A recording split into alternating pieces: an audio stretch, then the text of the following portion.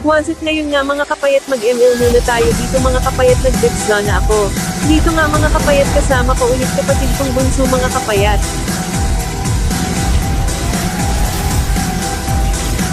Dito nga kapayat, napatay ako ni Sunini kaya nainis ako.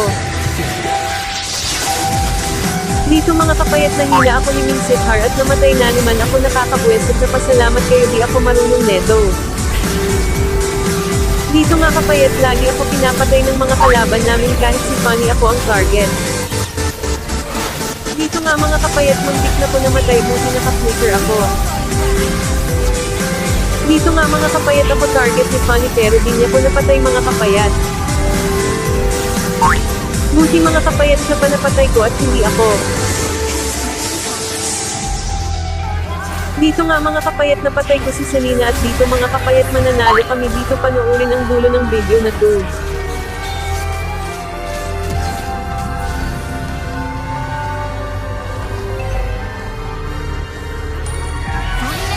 Sa mga di pa nakasubscribe sa aking YouTube channel, baka naman, at sa mga bagong supporter ko dyan, thank you sa inyo lahat.